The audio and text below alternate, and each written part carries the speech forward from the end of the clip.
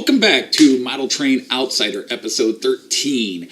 I am Anthony Dodge and I'm a grinnin'. Why on earth would you make that joke? Well, I am a spirit of the past. And a spirit of obscure references. Who on earth is going to get that? Did you get it? Yeah, of course I did. Then my job is done. If only that were true. Hey, what'd you mean by that? Nothing. Nothing at all. Hey, if it weren't for me, you wouldn't be... I wouldn't be in the mess I've been in? No! You wouldn't be having all the fun you've been having, despite all your grumpiness and complaining. I'm the one who gave you the dreams and visions. So do too many shots of tequila.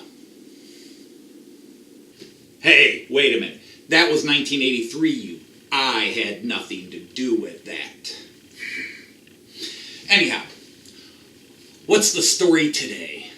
Well, since you're finally going to let me start discussing it, a couple of things I'd like to do about today. First of all, we've been making some progress on the Delmenhorst layout. Not a lot, but a little bit as I sort out ideas and other things. You see, I give you the ideas and the visions and the plans, and you work them out. It's a 50-50 deal. Yeah. You also give me problems and headaches, which I also have to sort out myself as well. Oh, fine. Spoil sport. Anyhow, I've got a little clip of what I've done last night and so far this weekend. Despite all my past me's enthusiasm, we're not progressing very far. But anyhow, so we'll show you a little bit of the progress we've made so far.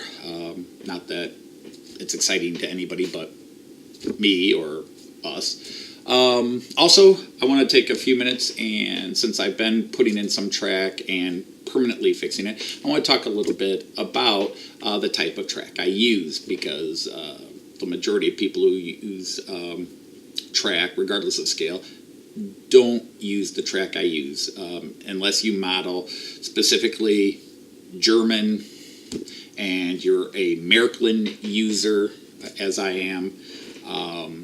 You tend not to see the type of track I use. So I want to take a little bit of time and show you the track I'm using. All right. So what I have here are some selections of my Märklin C-Track. Märklin makes two types of tracks. Your standard track that looks like everybody's track, which I showed in a previous video. It's called C-Track, C-Gleis in German. This is called C-Track or C-Gleis. And the differences are, although Märklin, first of all, as I demonstrated in a previous video, is 3-rail. You can see these knobs going down the middle here, which creates your third contact point, which allows for better flow of the electrical current, and also originally allowed a little bit more precise digital control, but the digital command control systems everybody has pretty much eliminated the advantages of 3-rail track. Anyhow, what makes this track unique is, first of all, it is pre-bedded. It comes on a hard plastic bedding made to look like ballast, and in Germany you will find a lot of ballast this color. You tend to have a white in between ballast and a dark gray to black stone ballast. But as you look at it in these pictures, it does not look like your idealized version of track. That's the big negative of this track. It is not as realistic looking, even though it is realistic, it's not as realistic looking as the non-bedded stuff that most companies make. Now, one other German company also makes track like this. They're called Roco. They make both AC 3-rail and DC 2-rail versions of this. But as I tried to explain in a previous video, what makes this track pardon the pun, attractive for use, other than the fact that my older version of me got me into this type of track before I even knew what I was doing. It came with the train I was using, and I just kept buying it, is this.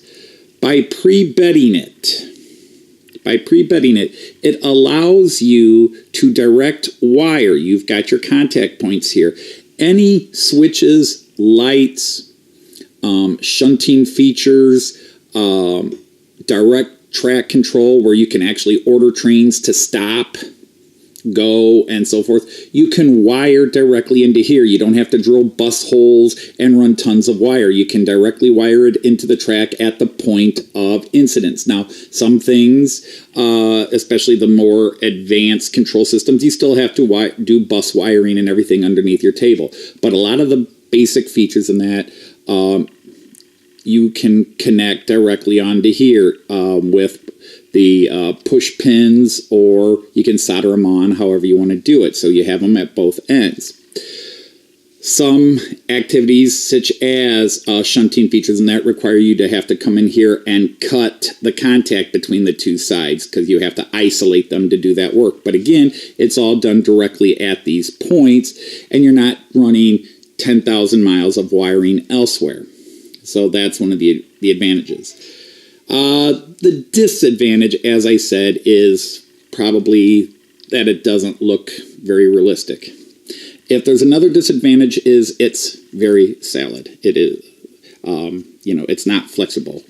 One of the nice things about a lot of the companies that make standard rail is you get what's called flexi track, so you can really bend things and give them a little bit. But this is hardened plastic, so it's not quite as flexible. Now, it also allows you to do, for example, these are some of my turnouts, or points as people call them, but because it is already raised and pre-bedded, instead of having to wire and put motors underneath your table, you can put in a motor right here, which you could then hardwire and run under your table like standard motors, but the motor actually goes in under the turnout switch, which can also be operated manually.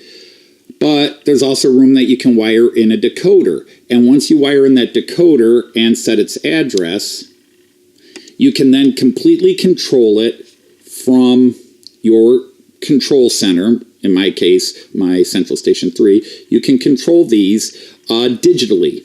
And there's less work involved.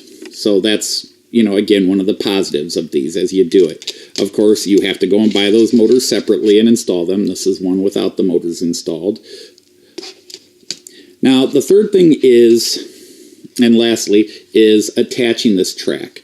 When you want to attach your track to a board, because you have 3-rail, this is more of a danger. With regular track, you can just run pins or small nails through the sleepers. Well, this one, you can't do that. But fortunately, Märklin, I don't know if you can see that well enough, Märklin gives you pre-drilled, preset holes, and that's where you put the small screws in to fix this firmly to the board. Now, what happens if you're me and you use foam board, because the nails don't go all the way down through the foam board? Well, what I do is I use very long, skinny finishing nails that are the same width as the screws that they would normally use. And if you look here, you can see there's a little pre-drilled hole here for it to go through. It guides it and keeps any metal contact away from the third metal rail going through the middle. So it's all nicely protected, or insulated, if you want to call it that.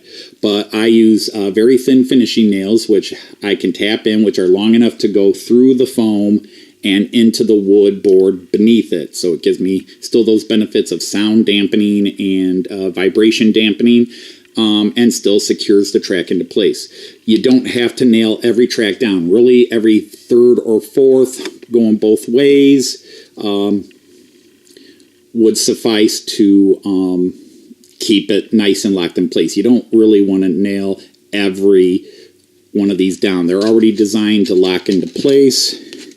You just line them up, click, and they're already pretty stabilized. So you don't have to screw every single track into place. And to take them apart, don't twist them. You just push in the middle and they pop back apart. So there's no fish plates using that can slip or slide. And the connections are very solid and good, as you can see under here. There's so much metal there to make sure the contacts are strong and good. You look on the ends, you can see you basically got vertical fish plates anyhow, but they slide in, they lock together so much better.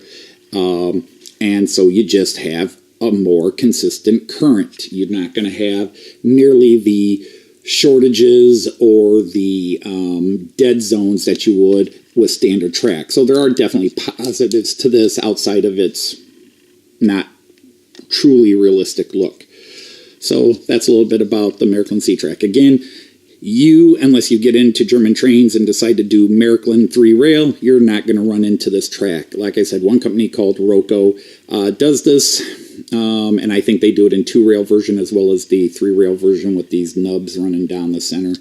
But that's the track I use in case you've seen my videos and wondered what kind of track I was using, because I don't think, I know no American company does pre-bedded track like this. And I don't know if any UK 00 companies do it. Really, Märklin and, again, Roco are the only companies I know that do this pre-bedded track. But the advantages, especially for digitalization, being able to put these motors and wire so many things in and just run them directly through without all the additional holes being drilled on the table and all that additional wiring underneath. So, anyhow, that's a little bit about the track I'm using, and here's a couple little mini clips of what we've gotten done in the last couple of days this weekend.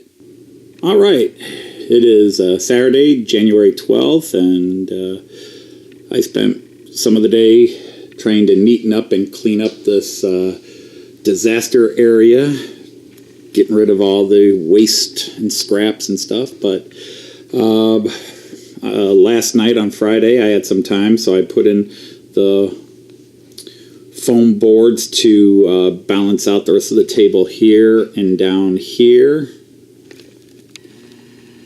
and give me some room to do some test runs. I'll obviously put more stuff in there as we go, and I've begun laying test runs of track, just making sure things are lining up with my design,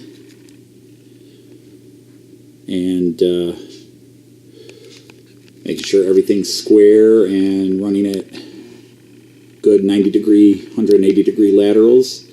So if everything holds up right, because I still have to line this set of track up with 3 runs that I'm setting up over here. They have to run straight across to each other. This is the turnouts, and the turnouts, especially over here, are strictly for power purposes.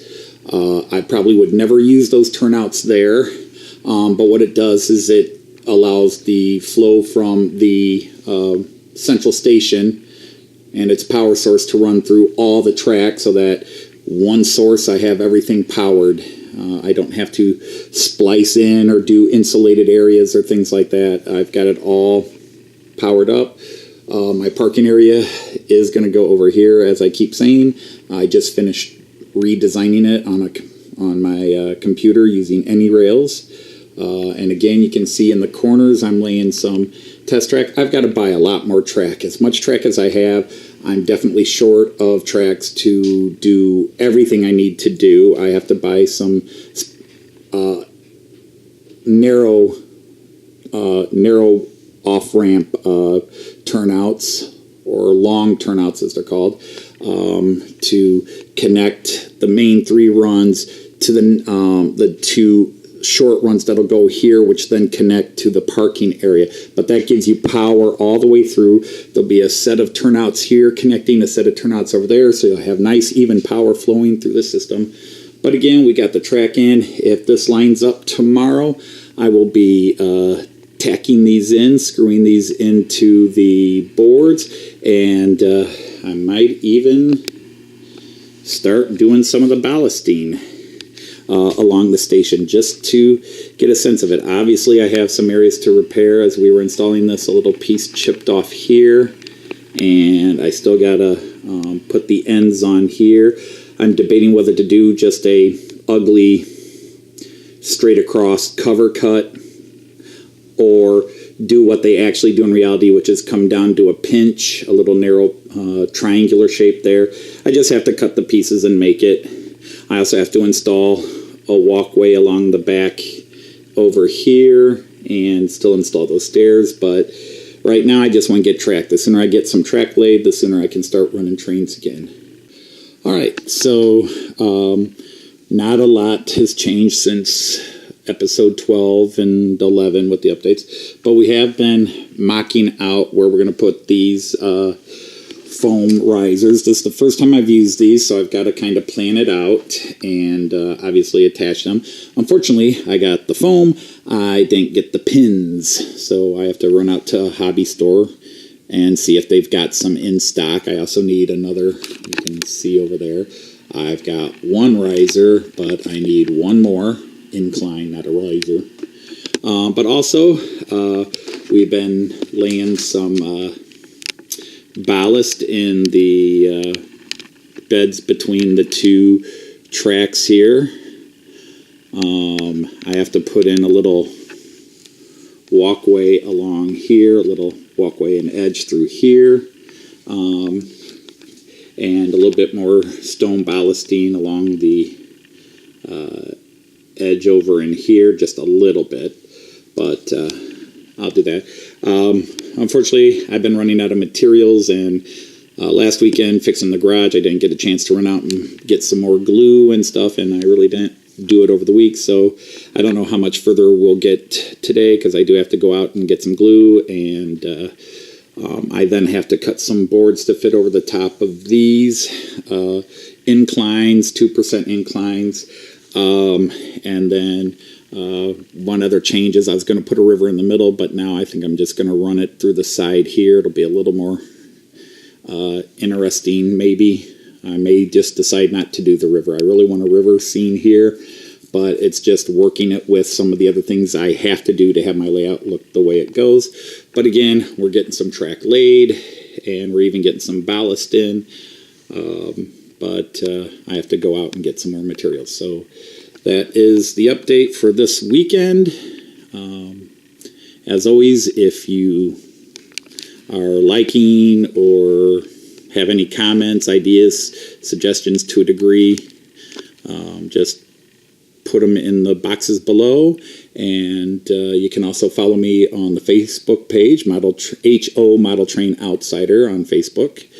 I'll leave a link down below as well, where you get a little more in-depth view of what I've been doing and how I got into the hobby. Anyhow, we'll see you later. Bye.